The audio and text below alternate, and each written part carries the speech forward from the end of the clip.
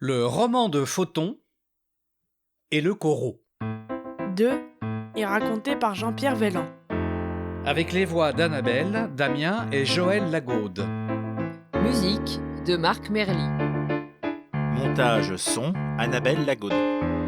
Réalisé et produit pendant le confinement au printemps 2020. Toute ressemblance avec des faits vécus est assez réelle. Quoique, Bonjour, je m'appelle Marc et je vais jouer du piano pour ce roman sonore.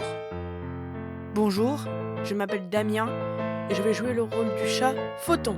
bonjour, je m'appelle Jean-Pierre et je vais jouer le narrateur avec Annabelle et le chiot téméraire. Bonjour, je m'appelle Annabelle et je vais jouer la narratrice, une hérisson infirmière, la chatte Cromignonne ou Chromie, la copine de Photon, et un chiot. Bonjour, je m'appelle Joël. Je vais jouer un chien policier, le merle vétérichat, l'aiglon chef, un hérisson chef et un monstre à 3 têtes. Avant-propos, le 13 mars 2020. J'ai le regret de vous annoncer que notre chat Photon, de couleur rousse et blanche, en bonne forme physique, relativement jeune, n'a pas suivi les recommandations du président Macron, me réveillant à 6 heures du matin pour échapper au confinement. S'échappant ensuite de la maison pour contaminer souris et pâquerettes. Il est désormais libre, au milieu d'humains et d'animaux pour la plupart, gravement confinés. Il nous a miaulé son roman, tantôt en dictant la nuit ses ronronnements amicaux, ou tendus, Tantôt, en prenant lui-même la patte pour en écrire la substantifique moelle.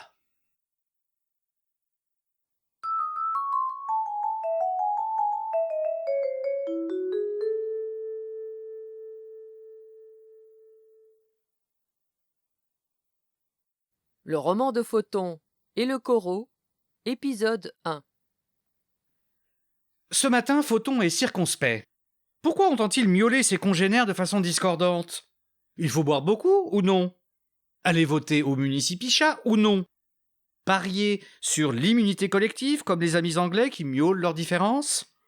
Il erre comme un chat en peine. Suit Chat FM d'un œil distrait et un peu dégoûté. Surtout commence déjà à s'ennuyer. Il ne lui reste qu'à ranger les fleurs par ordre de taille au jardin, miauler quelques textos avec Siri, devenir un expert scientifique, comme tout le monde. Il se souvient de ses lectures de jeune chat à base de peste animale, de virus fous. Mais là, c'est moins fun. Tout prend une dimension de réalité augmentée. Il miaule après ses parents, enterrés dans le jardin. Seul un hérisson vient le narguer. À notre grande stupéfaction, à 20 heures pile, il a fermé son rideau de poêle.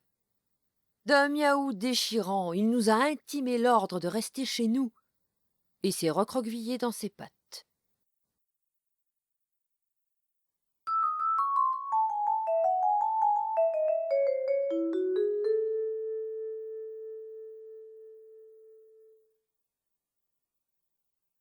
Le roman de Photon et le Corot, épisode 2. Hier soir, Photon a regardé ses pattes enluminées par la lune. Il a vu de drôles d'animaux se féliciter d'un couronnement lors de cérémonies curieuses. Ils se frottaient les uns aux autres, dansaient, y compris avec leur roi ou reine d'un soir. Sans peur du Corot? Drôle de municipichat. Après une bonne nuit réparatrice, Photon hausse ses épaules musclées. Qu'ils sont bêtes. Miaule-t-il. Il renifle et sent l'air changer. Bientôt, il le devine, il lui faudra renoncer à ses balades, même dans le jardin. Ses poils frémissent, ses moustaches se replient. Le pire est à venir et mes congénères ne s'en rendent toujours pas compte. Et il s'assoupit, jusqu'à nouvel ordre. Photon dort à coussinet fermé, lové en lui-même. Tout son corps reste longtemps immobile. Puis il bouge, imperceptiblement. Son souffle s'accroît légèrement. Un champ de souris se déploie à ses pieds. Il veut les chasser, s'élancer. Guerrier, prêt à en faire de la chair à pâté. Il bande ses muscles à l'infini. Sa tête aiguë comme un silex, des yeux de fauve. Mais au moment de sauter dans ce délice de chair fraîche, il est bloqué, retenu. C'est terriblement frustrant. Il essaie encore, et encore, sans succès. Il en vomit de rage. Dans l'air, flotte un petit casque de soldat qui le nargue. Il semble s'amuser de sa déconfiture. Le casque vient se poser délicatement sur son crâne, rabattant ses oreilles. Par magie, la sangle s'ajuste. Il est prêt. Il sent qu'il a quelques instants pour enfin chasser. Il est autorisé par le grand animal sacré à foncer tête baissée. La curée est franchement moche. Il taille avec ses griffes, déchire avec ses longues canines. Un océan de souris est avalé. Il n'a pas du tout envie de jouer avec, comme d'habitude. Le ventre plein, il se recroqueville tout en rond et digère.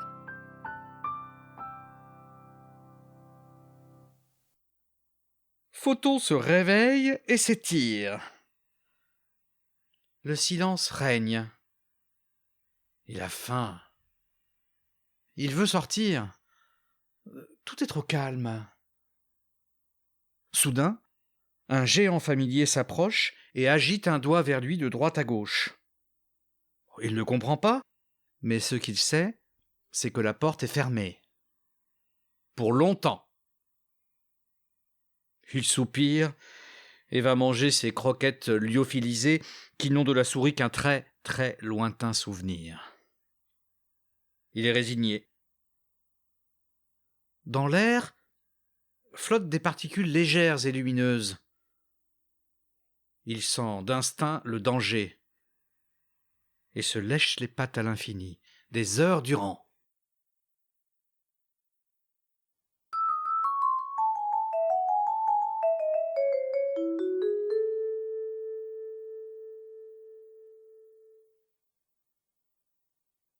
Le roman de Photon et le corot, épisode 3. Bon, je suis pas fait pour rester à l'intérieur. Moi, il faut que je me dégourdisse les pattes. Qu'est-ce que c'est que ce grand chien avec une casquette ridicule? Pourquoi il m'aboie-tu comme un fou? Non mais, je suis dans mon jardin. Comment ça, mon trépas de blanche? C'est la meilleure de l'année, celle-là. Bon, d'accord, ne t'énerve pas. Je vais me balader. Bah oui, seul. Bon, je dis pas qu'aussi je croise Cromignonne. Tu sais, c'est ma copine. On va pas s'amuser un peu? Doucement, les basses. Ok, je vais me promener seul. Ça te va, mon gros chien-chien? Oui, au revoir aussi.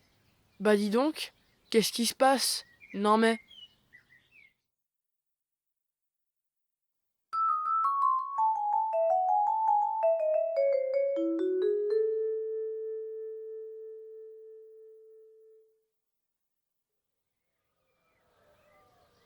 Tiens, bizarre, il n'y a personne.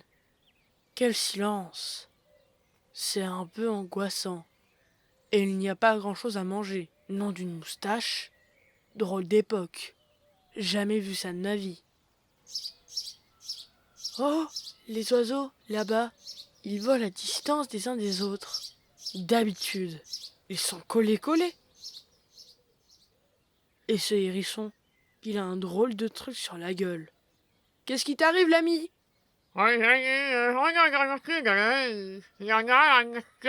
Quoi? Articule? Attends, je vais t'enlever. Mais attends, ne t'en va pas. Allez, explique.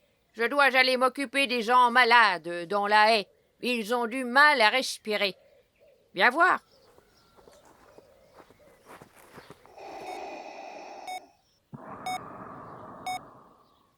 Oh la vache! Il y en a du monde. Ils n'ont pas l'air d'aller bien. Recule-toi, inconscient. Oh, d'accord. Et tout le monde n'a pas un truc devant sa gueule?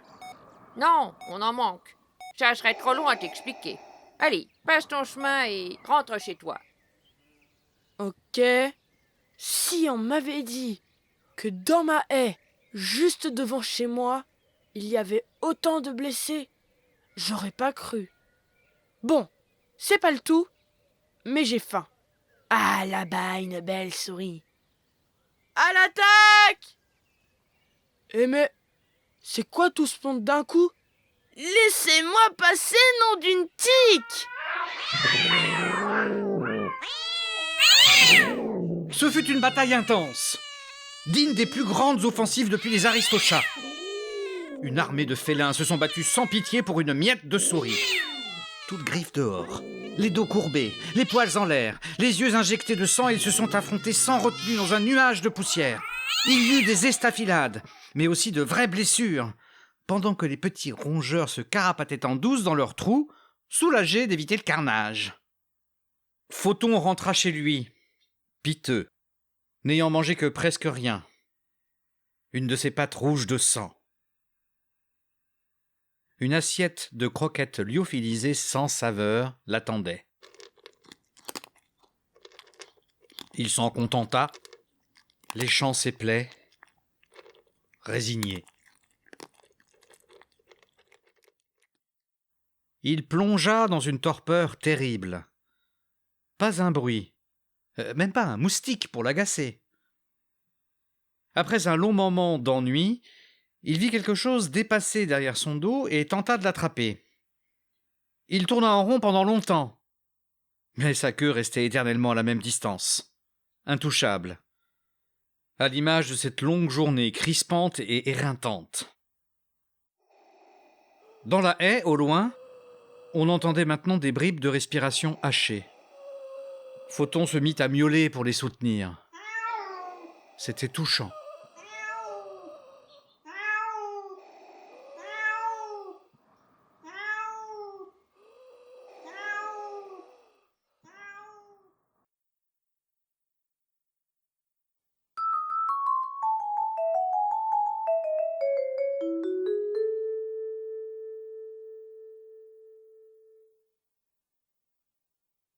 Le roman de Photon et le corot, épisode 4. Ce matin, Photon tousse un peu. Il a un homme dans la gorge, ça gratte. Il s'ausculte avec sa patte, le cœur bat un peu vite.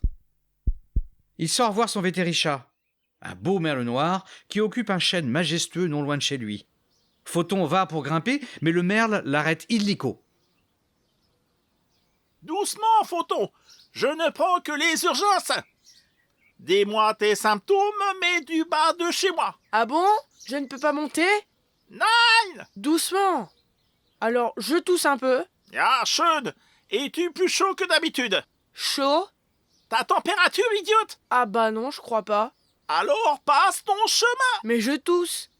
Tout le monde tousse en ce moment, c'est psychologique. Même si on n'a rien vu ce qui se passe. Tu parles des blessés dans la haie? Ya, sache qu'il y a plein d'autres haies partout avec d'autres animaux allongés. Ah, mais attends, il y a du monde derrière toi. Ya, bah vu leur état, tu vas aller voir ailleurs si j'y suis. Il ne me faut qu'un animal à la fois. Allez, rousse. Et la prochaine fois, envoie-moi un message par pigeon voyageur. Bon, d'accord. Mais tu pourrais être plus délicat.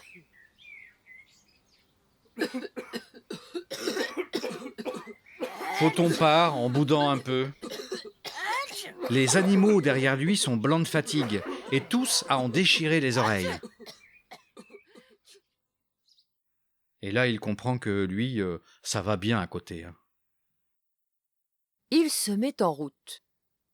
Un silence assourdissant. Le ciel est presque désert.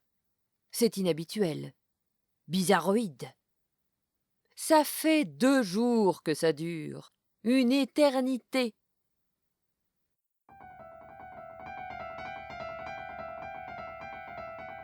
D'un coup, il voit une dizaine d'aigles tournoyer, couleur kaki, transportant dans leurs pattes des congénères qui semblent aller encore plus mal. Un rapace fonce d'ailleurs sur lui, l'aile menaçante. À l'aide d'un bizarre objet qu'il n'avait jamais vu, l'animal vengeur lui crie dessus. Ici l'aiglon chef. Entrez chez vous immédiatement. Cet ordre, qui ne souffre pas de réponse, résonne dans l'air et semble s'adresser à la terre entière. Photon détale sans demander son reste. Il rentre chez lui, la queue basse. L'étendue du désastre commence à entrer définitivement dans sa petite tête de minou. Il se sent un poil déprimé, essuie une mini-larme, puis il fait ce qu'il fait de mieux en ce moment. Il s'endort.